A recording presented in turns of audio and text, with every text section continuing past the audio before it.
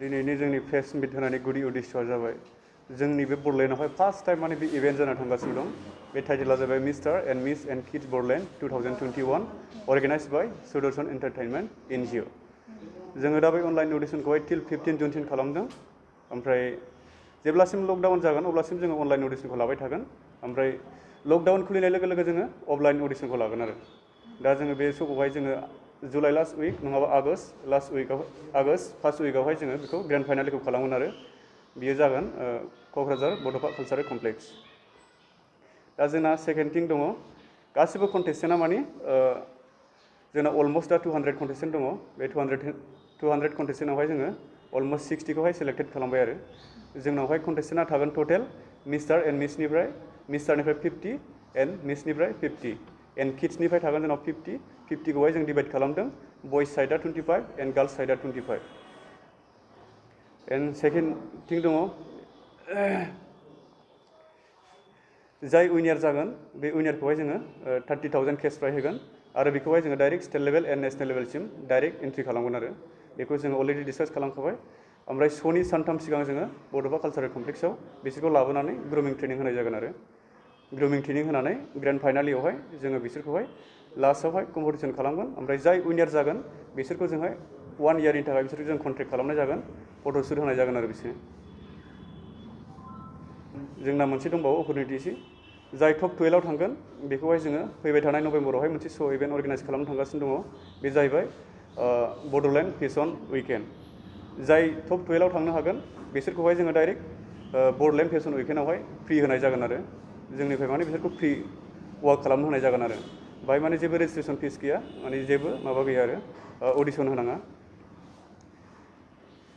बेनोसै नागिरनाय गुबै थांखिया जाबाय जोंनि माने यां जेनेरेसनफोरा माने बिउटि पेजेन्टनि फारसे जेबो नलेज गैया आरो बिसोरो माने थाङो बिसोरो सोरबा सासे सानै अलमस्ट गावनि माने मोनथिनाय गावनि नलेजजोंहाय बिसोरो खस्थ' खालामनानै थाङो आरो ओमफ्राय बिसोरो बिउटि पेजेन्टआहाय मा बुस्थु बिसोर मिन्थिया।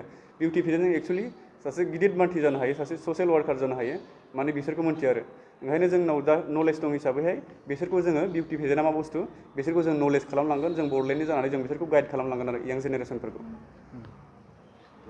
मेन थांखियानो जाहैबाय जोंना मोनसे NGO रेजिस्टार खालामबाय बेनि मुङा जाहैबाय सुदर्शन NGO। बेखौहाय जोङो अफिसियेलि ससियेल वार्कनि थाखाय जोङो बेखौहाय रेजिस्टार खालामनाय जादों। बे जाहैबाय for the cause of helping hands towards food during the tough times हो। जोङो जेब्ला ग्रुमिंआवहाय बिसोरखौ जों क'क्राझार लाबोगोन जोङो जेनेबा साप'ज मोनसे गोरिब मोनसे गामियावहाय थांनानै जोङो कन्टेस्टेन्टफोरखौ लांनानै बे NGOनि थ्रुयैहाय जोङो बिसोरनो लाइक साप'ज फुड साप्लाइ खालामगोन लाइक राइस लाइक मेबि अइल लाइक देट हो बेखौहाय जों माने NGOनि थ्रुयैहाय बिसोरखौ जों माने ससियेल वार्कबो खालामनांगोन आरो बिउटि पेजेन्टनि थ्रुयैहाय बिदि। Okay, so actually we have seen many times जेराव कभिडनि थाखाय बयबो इफेक्ट जादों फाइनेन्शियलि होनबा बा बेमारनि थाखाय बुंनो हायो जे माने जेरैखि जाया जेरावबाबो इफेक्ट जागासिनो।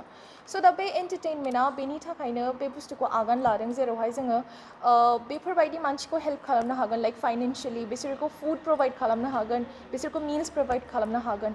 स' बेनि थाखाय बे एन्टारटेनमेन्टआ गावनि प्रफिट लाया you know like without taking the profit these people have decided कि जेसेबां प्रफिट मोनगोन बे straight way to the you know like जाय needy people दङ बिसोरनाव थांगोन। So yeah, this is the reason behind organizing this entire beauty pageant. And second reason आथ' जोंनि जेसेबां youth दङ like I get many DMs every time like you know आब' आं बिराद interest आब' आं बेवहाय गानो लुगैदों बेवहाय आगान लानो लुगैदों but आं you know आङो स्कप मोनाखै स्किल्स मोनाखै। स' बेनि थाखायनो आङो स्पेसिफिकलि लुगैयो कि जोंनि बर'लेण्डआव बेबायदि मोनसे जेनुइन बिउटि पेजेन्ट जाथों जेरावहाय मानसिफोरा जेरावहाय युथफोरा जेराव मडेल्सफोरा बेबायदि नलेजखौ मोनथों कि एक्चुअलि बिउटि पेजेन्टआव जायो मा।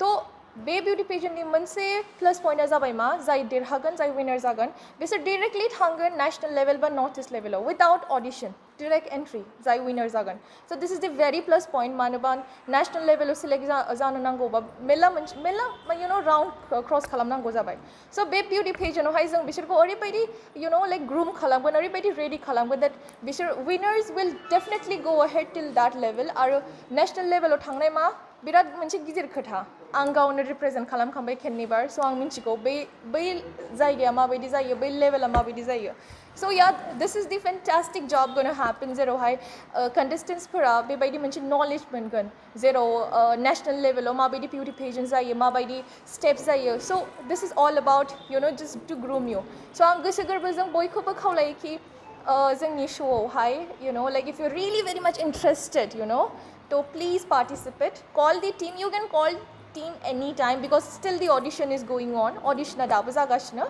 so नोंथांमोना जुदि गोसो then please you can come forward we are like welcoming you anytime so yeah that's all about the show